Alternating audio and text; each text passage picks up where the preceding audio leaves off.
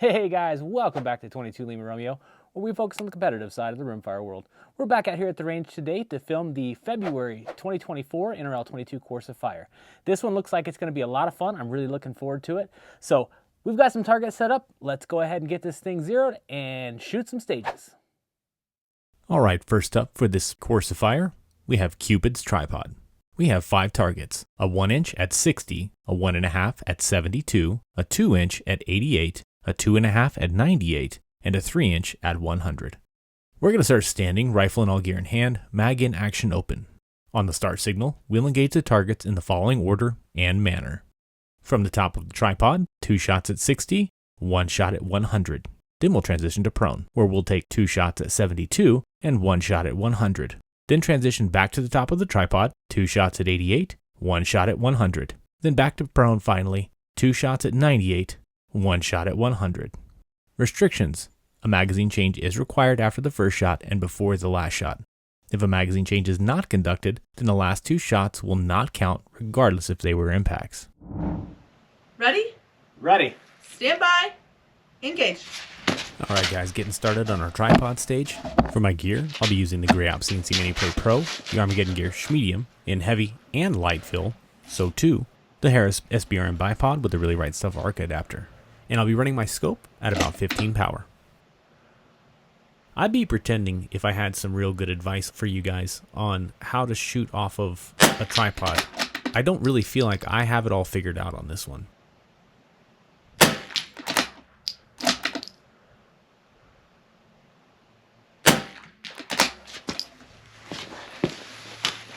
Something different that I did on this stage was I dialed each troop line target into my optic and then held over the difference for the far target in my dope. Seemed to work out pretty well. I wanted to take things slow from the tripod and then be very fast and efficient when I was prone so that I had the time that I needed to try to make all those impacts count from the tripod.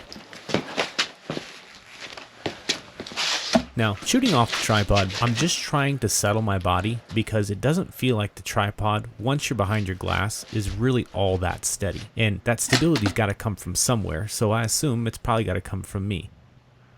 Now, maybe if I just figured out a way to let go of the rifle and not influence it at all from my own body, maybe that's a way to make that thing more stable. I'll have to explore that. But for this stage, I stay firmly connected to the stock, and you can see that movement in the reticle as I'm shooting the stage. How long? 30, 20, 25. But the strategy really works out from the prone position. I'm able to move into and out of my prone position, and I'm able to get those shots off very quickly so I can spend the time that I feel that I needed from the tripod. That was a great stage to start this month's Course of Fire. Let's get on to the next one. Clean.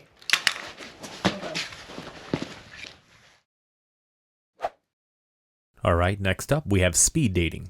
We have a 1 1/4 inch KWL rack at 50 yards. We're going to start standing, rifle and all gear in hand, mag in action open. On the start signal, we'll take a prone, supported position and engage the target with 1 shot from large to small. You will then repeat this sequence by dropping the largest target in the sequence. Back to 0. 50-yard parallax. Low magnification. So I can find it and then I'll zoom in. Okay. Ready?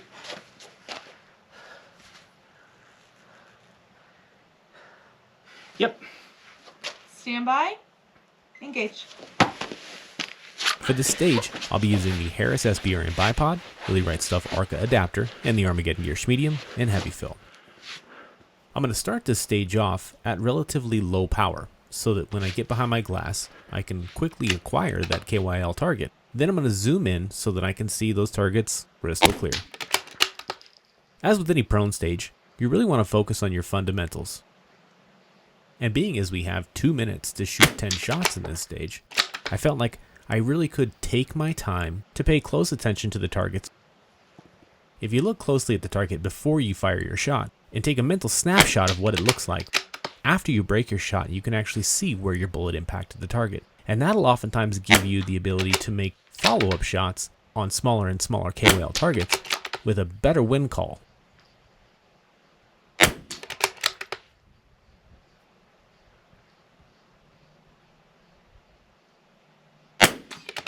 Now, sure, you could probably shoot this stage really fast, but in reality, you don't need to.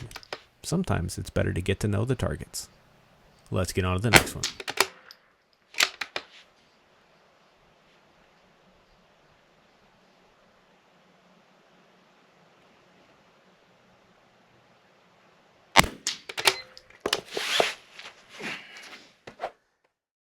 Next up, we have Pyramid of Love.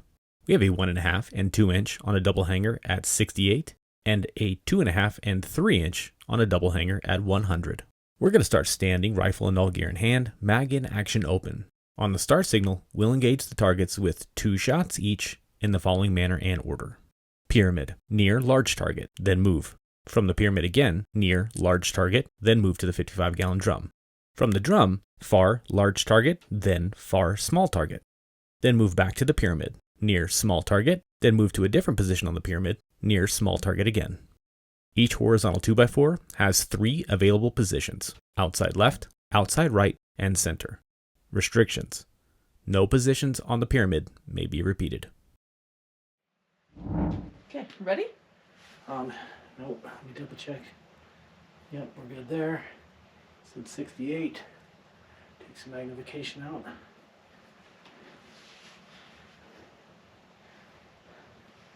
Okay.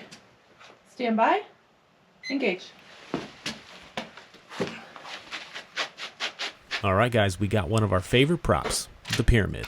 For my gear on the stage, we'll be using the Harris SBRM bipod with the really light stuff arc adapter and the Armageddon Gear Schmedium. I'll be setting my scope at about 15 power.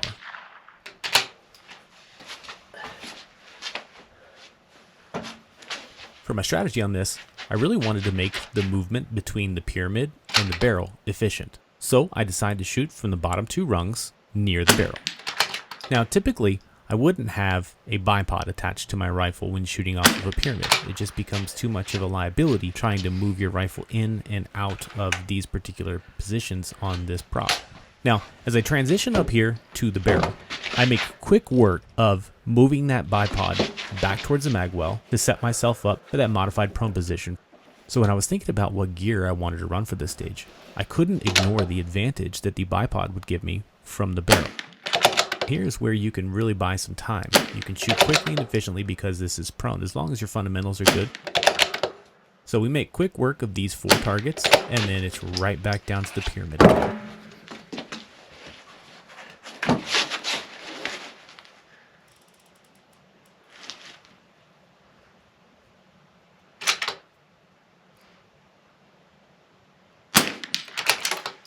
We still have about 30 seconds left on the clock, which is plenty of time to fire these last 4 shots from those last 2 positions.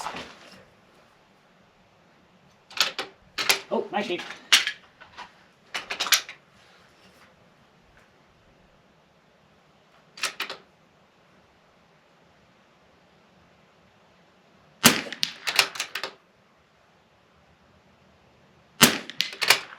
Drop one. 6 seconds left. That first one just went like way left. Next up, we have hugs and chicken nugs. We have a 2 inch on a double hanger at 62 yards and a 3 inch on a double hanger at 90. We're going to start standing, rifle and all gear in hand, mag in, action open. On the start signal, we'll build a position on any tank trap tip and engage the near target with 2 shots. Repeat this sequence for the remaining 2 tips. We'll then engage the far target with 2 shots from the same tip and repeat the 2-shot far target sequence from the remaining 2 tips. Note, the tank trap will be positioned with the center tip towards the competitor. Restrictions: a magazine change is required after the first shot and before the last shot. If a mag change is not conducted, then the last 2 shots will not count, regardless if they were impacts. Note, this is the time stage, where you earn 0.1 bonus point per second remaining on the clock. Ready? Yep. Stand by. Engage. Alright guys, next up, my favorite prop, the tank trap. For my gear on the stage, I'll be using the Grey Ops CNC Mini Plate Pro and the Armageddon Gear Schmedium in heavy fill. I'm going to have my scope set at about 12 power. Now, anytime I'm shooting off of a tank trap, I usually employ the same strategy, and that's to build a nice wide base, lock my knees out, bend at the waist, and make contact with my support hand on my bag and my rifle on top of that tank trap. That makes me stable. But something else to consider when shooting a multiple target stage off of a tank trap is you want to have your magnification turned down relatively low so that way you can find those targets quickly when you're moving from tip to tip. It was kind of hard to understand exactly what you were supposed to do when you transition to the far target, but as you guys can see here, you simply stay on the third tip to break those far 2 shots, and then kind of go back around the tank trap like you started.